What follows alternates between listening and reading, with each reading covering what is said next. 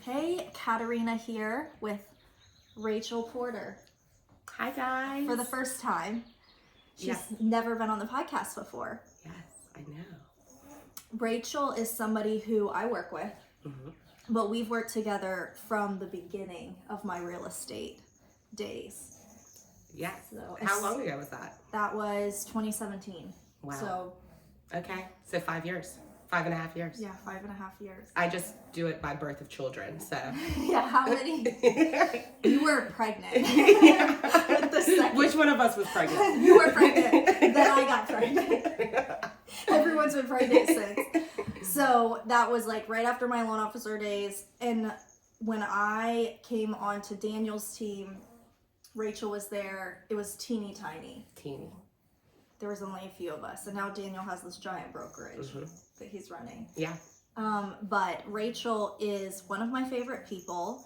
And for me, I really wanted to have her on the podcast because Rachel, I would say that historically I have a really hard time being vulnerable. And Rachel is probably the number one person I would name as somebody who has inspired me to be more vulnerable and be more real with people and just like share my honest truth and not be ashamed by like who I am and what real life looks like. And if somebody's gonna judge that, that's on them, not on me. And Rachel has been a huge inspiration for me. Thank you. For embracing my vulnerability. Thank So you. thank you, Rachel. Yes, thank you. Listen, all the things that have occurred in my life in the past 5 years, if Bless. yeah, that's a blessing to hear that. That's something good that's happened. Yeah. You put that The light. in a positive way. Yes. So Rachel has a really cool history because she was not always a real estate agent. No. So share a little bit about life before Life selling before real houses. estate? Yeah. Yeah. If there is such a thing. I know. Now it's like who I am. And so before real estate, I went to George Mason undergraduate for psychology, and then went to graduate school for counseling and was a mental health counselor in a lot of different avenues.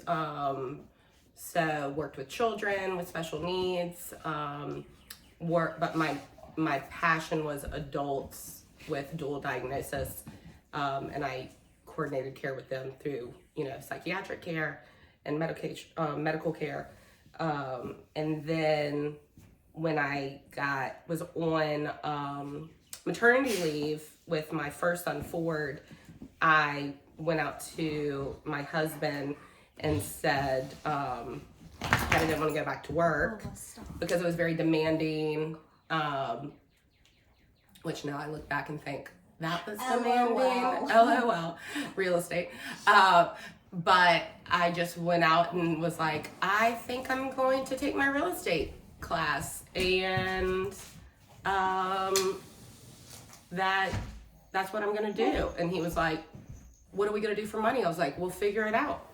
And so he worked for a year while I had Ford as an infant at home, and went to real estate school and passed my test, and then started the journey. And do you think, so your time in the, I don't know what to call it, mental health industry? Yeah, mental health. Yeah. Yeah. So I think that's probably bled over into every part of your life. Every part. I feel like that part of you, like those wheels are always for sure turning. Yeah, I think that I got into mental health because of my personality as a caregiver, a problem solver, kind of always rooting for the losing team, kind of. So you referring to men or just kidding? Well, that's a whole nother part of this podcast. but yeah, I mean, I use those skills every day, for sure. Listening and just helping I think what it taught me the most was never read a book by its cover. And also stay humble and never forget where you came from, and that you're never too big to help and to be real for others. I like that. And I see that in my, like, any conversation I have with you or when I see you interact with other people. I can, dear heavens, this dog is going to be terrible this entire podcast. Just She's warning like, you. it's my podcast. She's like, I would like to be in the podcast. I would like to make noises around the podcast and come in and out. I guess I'll try to let her in again. She's very loud. She's a very loud, large person. She is. She takes up a lot of space. She makes her presence be known. Yes, you're gonna know it. Yeah. You're gonna know it. And Rachel's also a very fun friend. She brought mimosas for us. Of course. So if you're watching on YouTube instead of listening on the podcast, that's what we're enjoying this morning. Yes, a little cocky, never did anyone wrong. Cheers, absolutely. So let's see, there's a few different ways we could take this conversation, and honestly, like, I think I could tackle any topic with Rachel and we could talk about it on and on and on. And like, even before it started the podcast, we were talking about just, you know, in my kitchen, just talking about real life stuff. And like, you're a very independent person. You take care of your 2 sons and your household and this business that you have, because real estate is definitely running your own business, which is huge.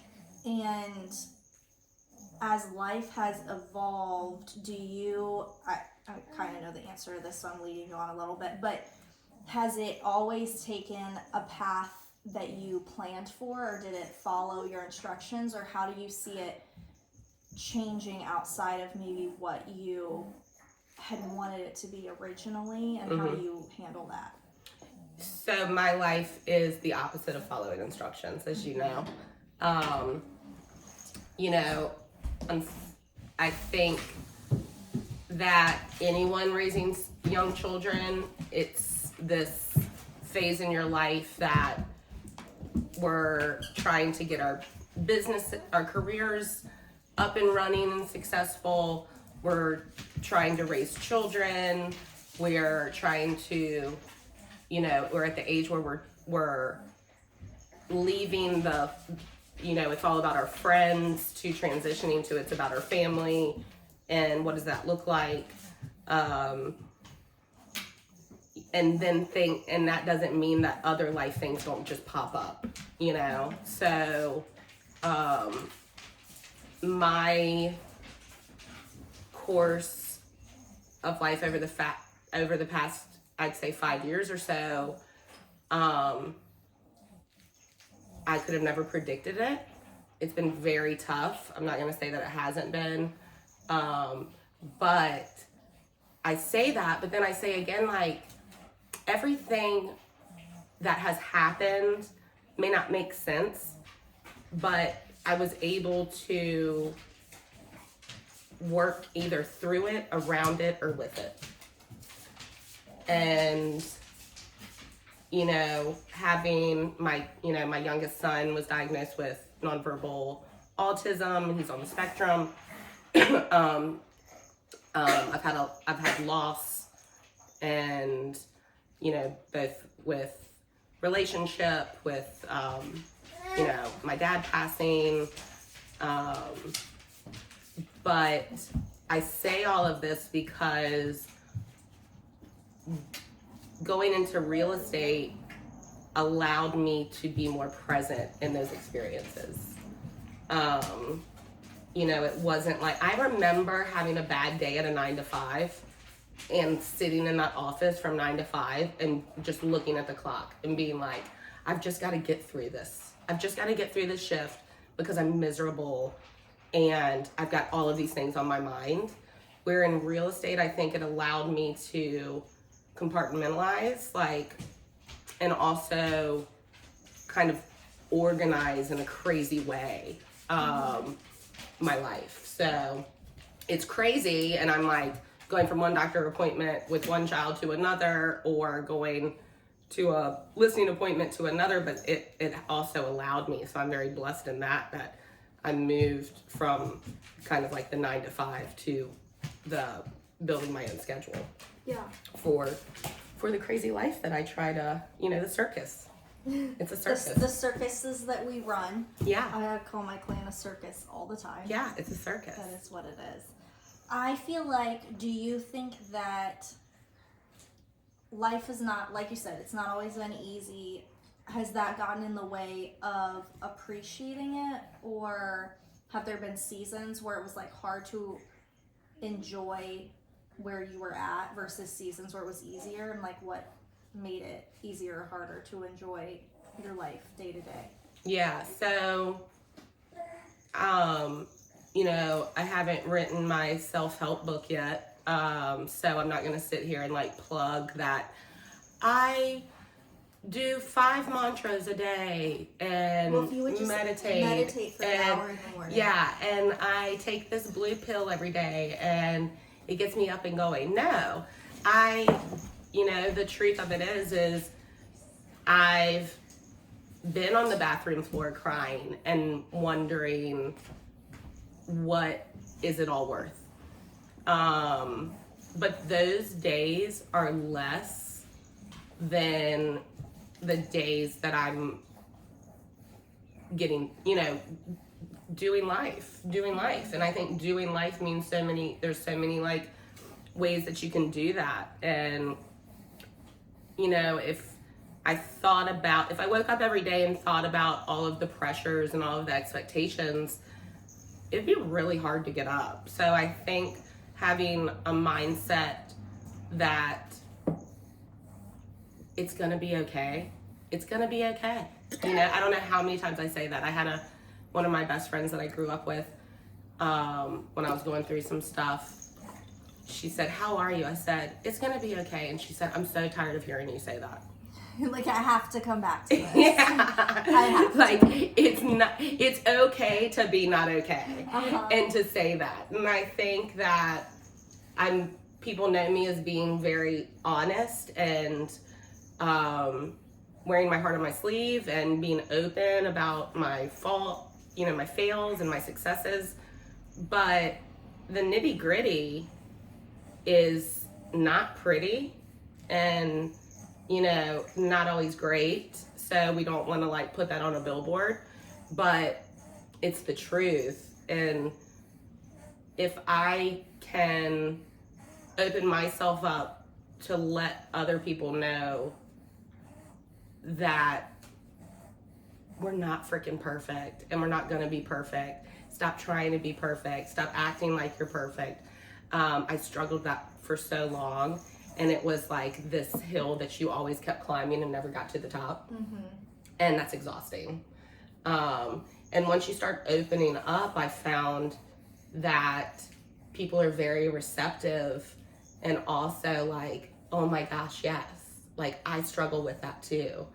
And that's what's gotten me through a lot of dark times, is knowing that I'm not the only one, that shit happens. Shit happens and it sucks and you can be upset about it. But what are you going to do other than just get up and brush yourself off and keep going? Mm-hmm. So I think just being, just not giving up. I've never given up. I think that's kind of being resilient and tenacious. I think my sister and I marvel at it, like with having small kids. Mm-hmm. You go through seasons where everything is just like so damn hard. Yeah. Like, every day. And then what happens is, and I tell parents who have small kids this all the time, like, you're gonna go through seasons where it's like so hard. And then one day, sometime in the future, you'll have a day where you get towards the end of it and you're like, oh, that wasn't terrible. That wasn't terrible. Yeah. And like, then you go through seasons where it's not so bad and it's not so hard, but you have to remember that each of these the seasons are temporary. Right. and it will get a little easier and a little easier. Right. And then I think like having conversations with you that inspired me to be more vulnerable, like hearing you be so real, like after I met you and got to know you a little bit, and hear you talk about things with such candor and honesty. Like, I think you were probably the first person after I had my first baby that was like, do not let anybody shame you for being a working mother. Yeah. And you have to figure this out on your own terms. Like, people don't always love talking about that kind of stuff with like transparency and honesty, because everyone wants to act like we're living in this fantasy world where everything is perfect and it's set up like super fair, and that no matter what our lives look like, we're really enjoying it in that moment. Right. And that's not always reality, and if that is your reality, good for you, but congrats on your perfect life. But I think most everybody has had to go through seasons that were challenging or hard or not ideal or not what they planned to get to better seasons. And then I think part of what's helped me is like stop expecting life to be easy at any point. Like, it's gonna be hard and that's okay. Right. So I was talking to a friend last night, and I was talking about coming on the podcast and, you know, what we were going to talk about. And, you know, we were talking about, because both of his parents have passed. I've had a parent that has passed. And I think we were just talking about how easy it is to get stuck in these kind of like bubbles of self-doubt, and that comes from and self-doubt and not self-reflection, lack of self-reflection,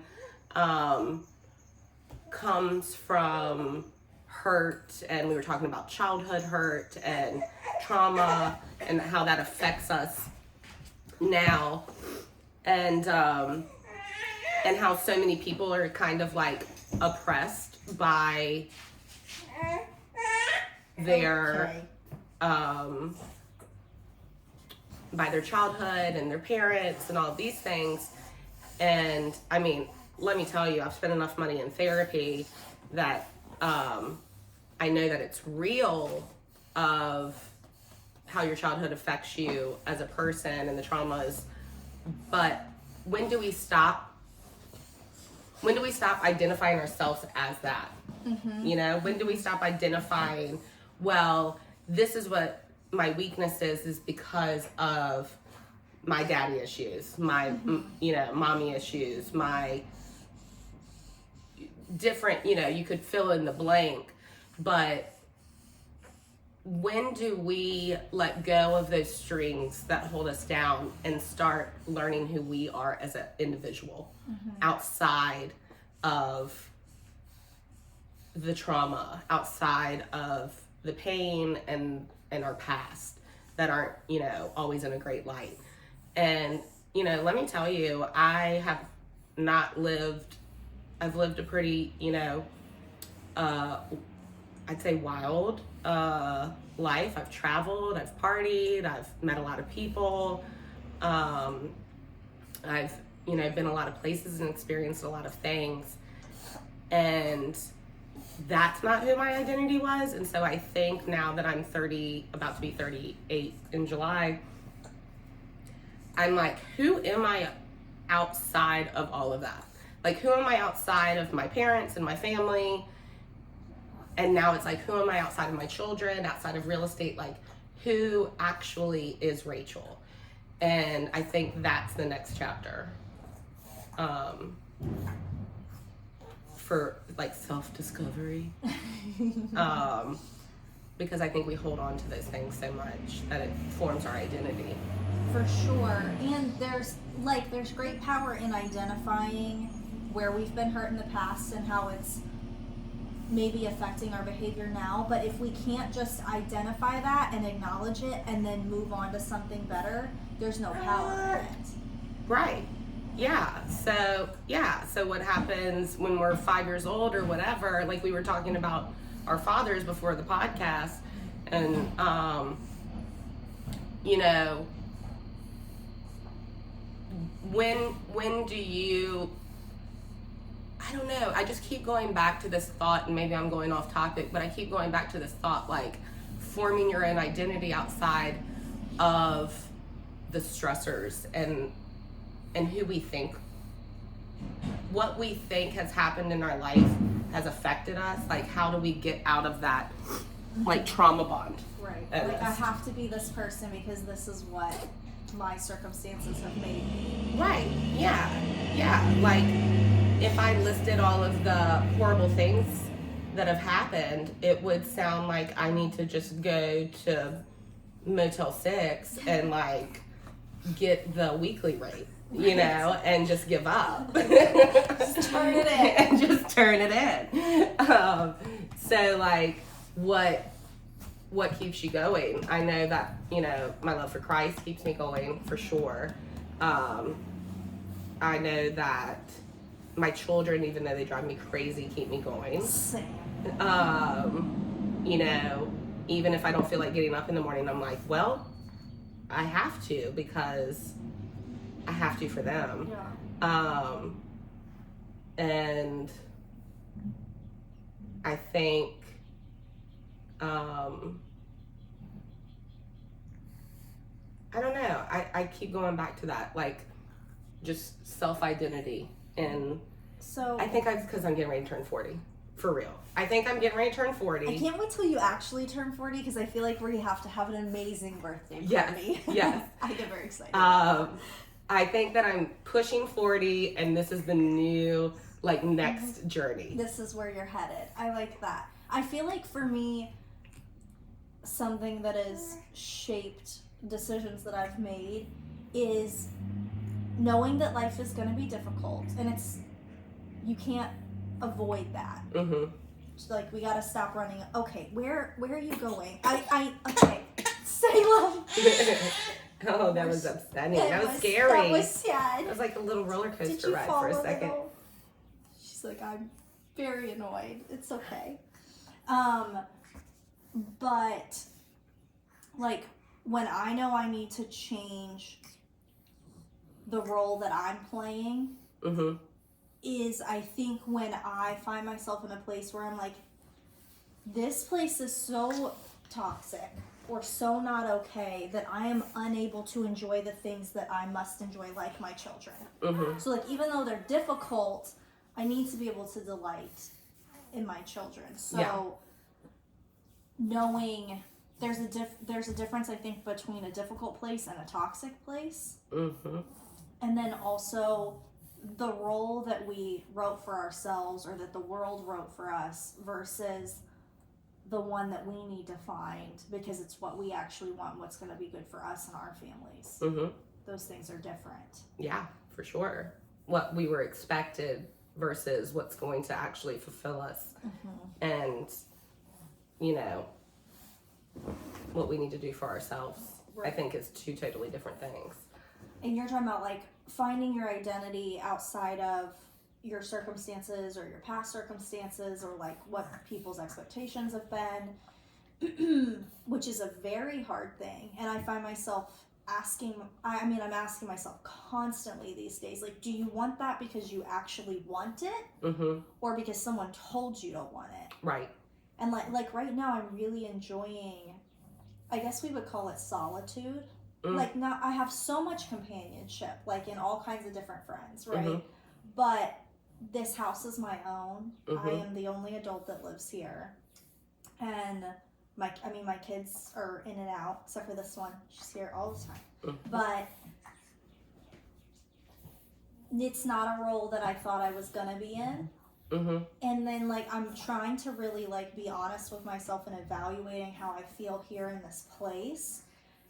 Because I think one of the things that women, I mean, everybody gets told this, but, like, one of the things we get told growing up over and over again is that you're supposed to couple with somebody. Right.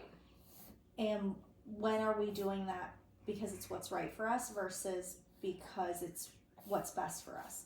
Oh my gosh. I mean, I think, you know, when I moved into my townhouse, when I was going through my divorce,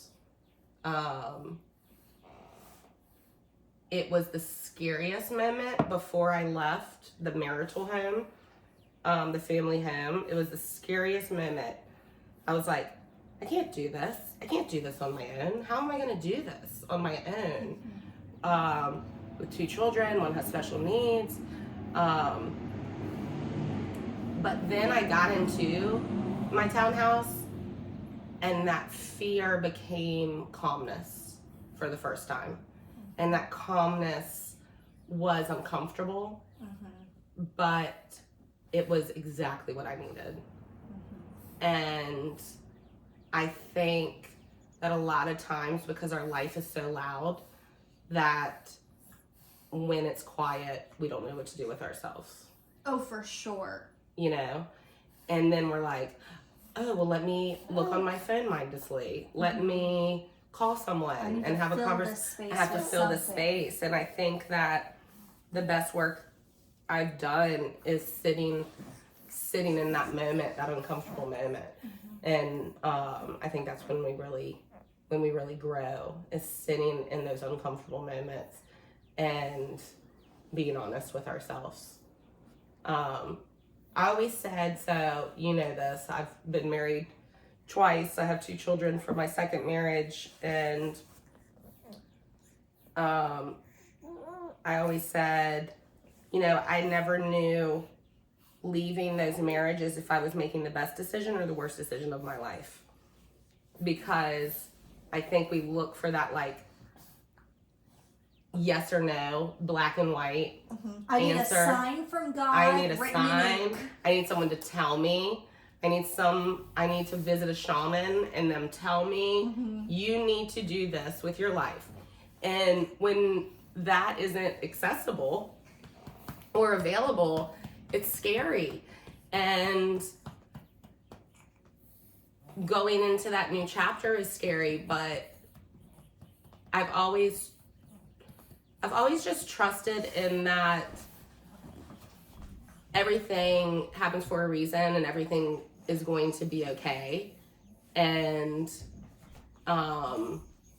in those down times, in that uncomfortability, I think is when I've really grown the most. And I don't think that's like such a crazy thought. I mean, you know, people have epiphanies when they're hitting rock bottom. But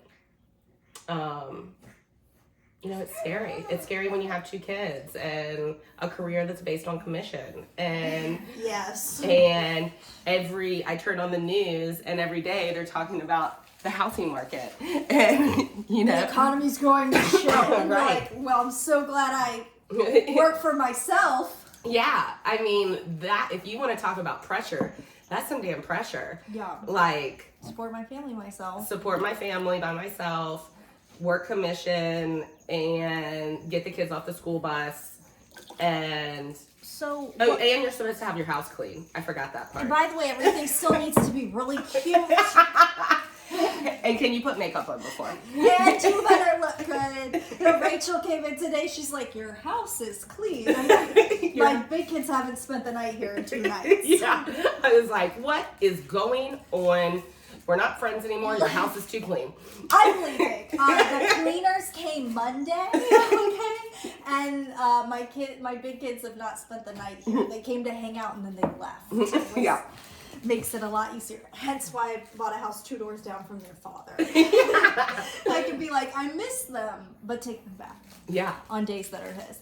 So what kind of knowing, I love, you talk about we like want this sign. We want some like, oh, if you're going to step into a harder or like an unknown season, we want this like irrefutable message from the universe, from God.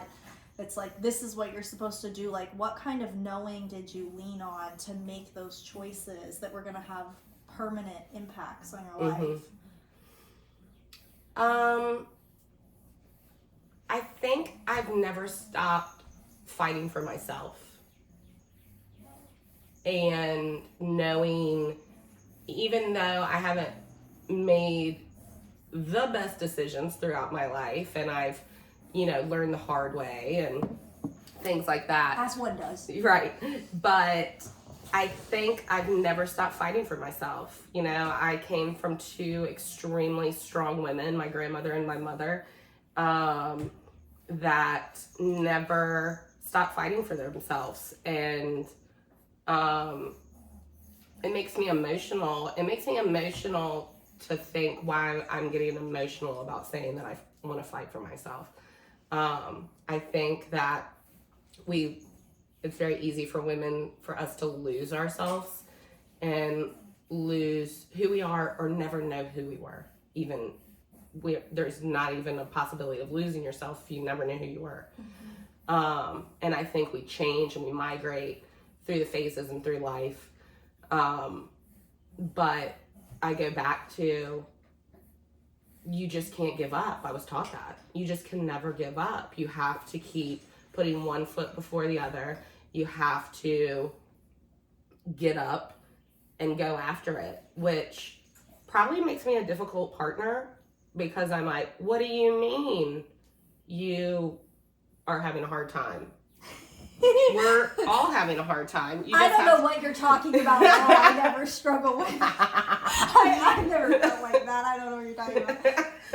Like, what do you it's hard. What do you, yeah. Yeah. Like, well, there's no other choice. I handled all of this. You have to get up. What do you mean this and is go. difficult? Ooh, I'm not guilty. Yeah. Of that. Yeah. But,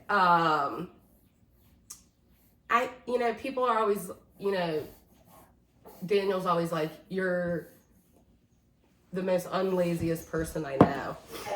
And I'm like, really? Because I feel like I could always be doing better.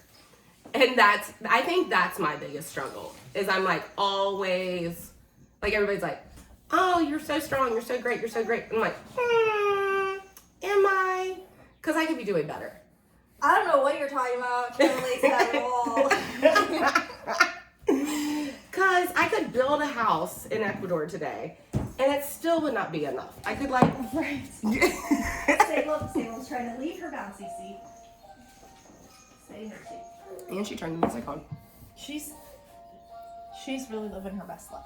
In her chair. In her chair. No, I feel that. I think that, like, a lot of times we're raised to be martyrs, which means, like, there is no self. Mm-hmm. Like, it doesn't matter who you are or who you want to be, so you never discover that person, or you never try and find her, because you weren't supposed to have her in the first place, because you're supposed to be a martyr, like a martyr for your friends, a martyr for your family, a martyr for your community. And the realization that, like, that's not the role that we're supposed to play, and I can actually show up for the most important people in my life when I'm not playing that role, is a really tough one. And it requires massive change when you decide, no, I am going to care about myself. I think I've brought it up on this podcast before, but it's that saying, it's like, we always say we would die for our kids, but would we live for them? Right. Yeah. And that's hard. So you would say that, like, when you've made some difficult decisions that had permanent impacts on your life, it was about perseverance, and then also, like, deciding to fight for yourself. Okay. Holy moly. What do you think? She needs something to eat? I don't know what. Do you need to eat again? Okay. It's really hard when you're tiny and everyone does everything for you. It is. And you're, like, slightly congested. See, I just want to be with you, baby. You just want to hang out with us? You want to be on the podcast? Salem is making her presence known. Yes. Right. Say I'm here. So how, you're talking about like your next chapter and like finding out who you are outside of all these influences. Okay. How are you going to pursue that? Ooh, I don't know. Right now I don't know. I've never had a hobby besides having a good time. Like, I know. What is a hobby? I don't know what a hobby is. I know. I was like, the other day I didn't have the kid. 2 weekends ago I didn't have the kids. And I was like, I'm going to go rock climbing and do a hot yoga class. And I was like, or I'm just going to sleep. Or rest. I don't know what the future holds. I don't know what the future holds. I think the future holds, I don't know. I really, really have no idea. I know what I can hope for. How do I do that? You know, like I said, like I'm going through this whole, like, I really, really think that I'm getting ready to have a midlife crisis. Or not crisis, but moment. I like that. A midlife moment. I think I'm gearing up for a midlife moment. I think that I was talking to my brother and I was like, you know, I used to be this party girl and that doesn't serve my life anymore. And now I'm like, so what's the next part? Do I start eating like kale and oatmeal and like hike the AT, or you know, I have to like, I must have to do something crazy and like totally opposite. And I'm like, so then why am I not okay with like, well, or I could just accept this moment. Oh, we have a hard time with that. Accept this moment that maybe I do need to lose 8 pounds. Maybe I do need to drink more water. Maybe I need to drink less wine.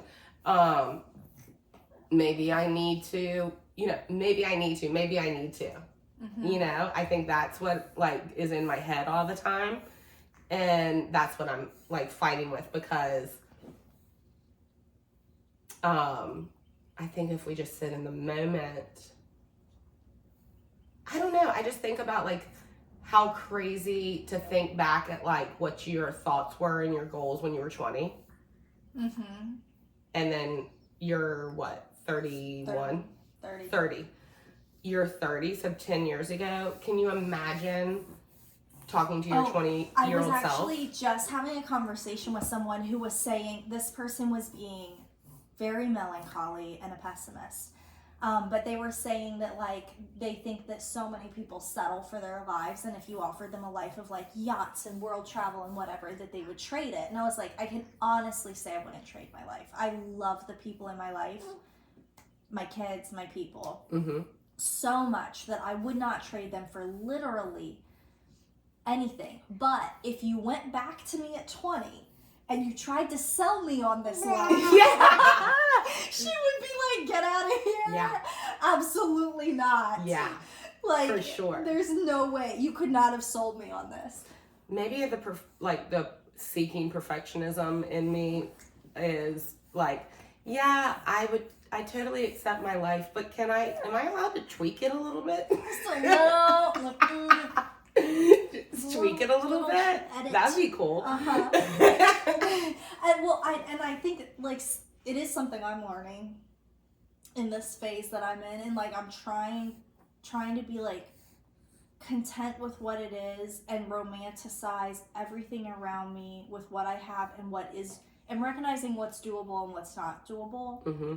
and accepting where I'm at and not like running away from the hard things.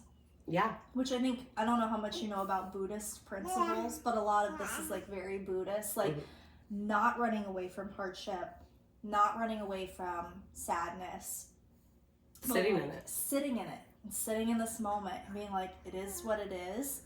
And like, there's a lot of power in being able to like be in the moment and embrace what is around you and what you have, mm-hmm. and like delight in that even with the hard feelings Mm-hmm. and the difficult things. For sure. Or feeling inadequate. I think as humans, our natural reaction is to stop the bleeding. Mm-hmm. And the second it starts. Right. And At all costs. yeah, let's not be uncomfortable, right? We're Mm-hmm. Americans. Let's not be uncomfortable. Mm-hmm. And I think, unfortunately, if you're never uncomfortable, then are you really evolving and changing? No, you're not. And I'm not saying you have to go through the trauma that I've gone through Right. to change and to sit in that, but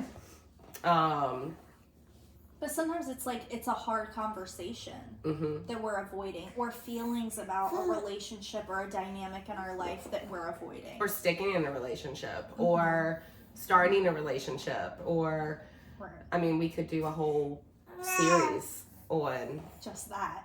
just relationships. But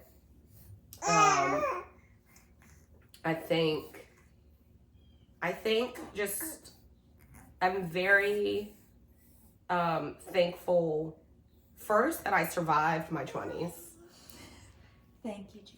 Yes, thank you, because there was questionable moments.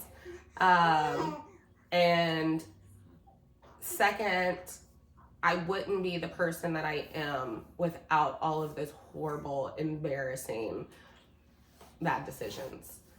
And maybe I could have made a couple less, but I can't go back and change it. So I might as well just wrap it up into boss bitch, and this is who I am, and, and run with it. And, I've got enough crazy stories to fill one of those, like, bathroom reading books. But,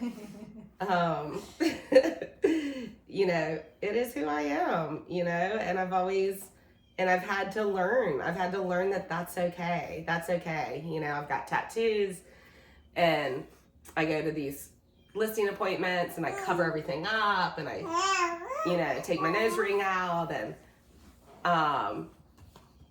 I think that's such an analogy for what we do in life. Cover up all of the bruises and the scrapes, and and the tattoos, and put a long sleeve shirt on and cover it all up, and put a turtleneck on and cover it up, and go out into the world and present ourselves as who we should be. And that's a lot of pressure. Yep. I think the more, like, one thing I've been learning is the more that you embrace the reality of who you are and show that face to everybody and say, like, I am, like, unashamed, this is my truth, this is who I am, and this is where I stand, the more we hate that. Right. But you have to take those uncomfortable steps of being, like, honest about where you are and who you are and what has happened to get to a place where you realize that it's better. Right. Than pretending. Well, listen, we both grew up in a small town, and if they're going to talk about it, so you might as well talk about it first. Yep. Oh, it's going to be talked about. One version or My another. real country accent came out when I had to say that. Listen, they're going to talk about it. So you might as well make your own story and let them know the truth, If, it would be amazing to be picture perfect, but I haven't met one person. I haven't met one person, and I think that the community that you're building with the podcast, with your team, and I just think is so amazing. I think, just being real and professional women, and in a professional world, and having your baby, and your baby's there, and it's just such a sign of relief for so many people, because we're strong women, and we're dominant, and we're pack leaders, you and I's personalities. And so I think that us being vulnerable and real and genuine has really helped a lot of other people. I hope so. Oh, I know so. I mean, I know that yours has helped mine. Right, and look what, you helped me.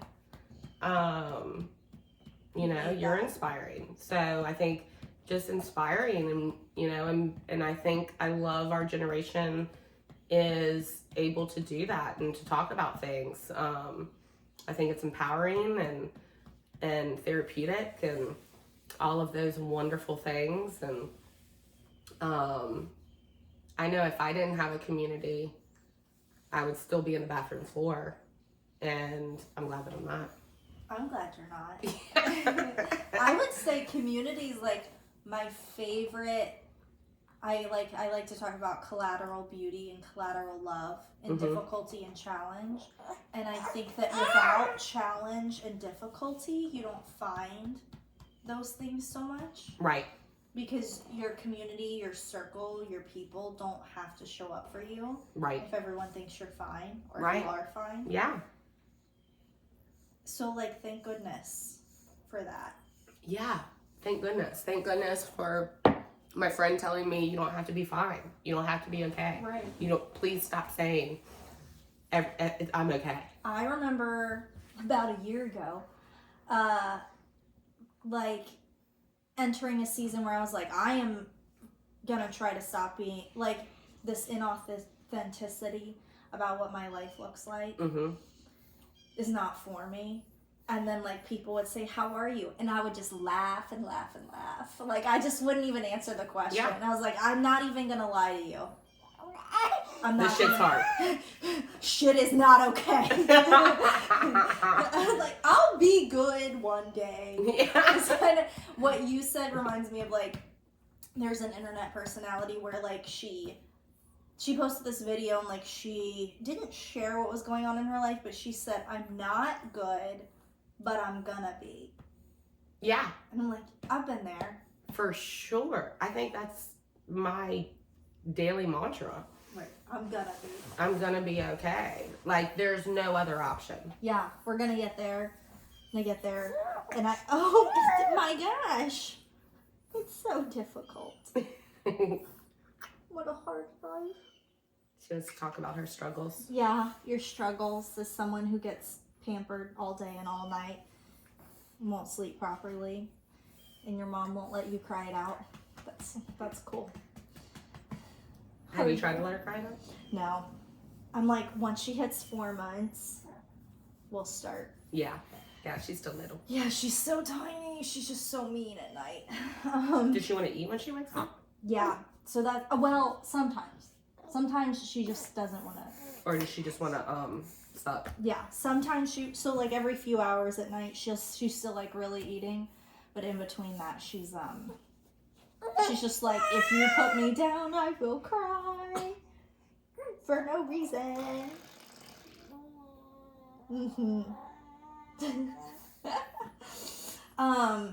Okay, anything else you want to No, I think we were this. And came back around. I feel like we should listen to it and then...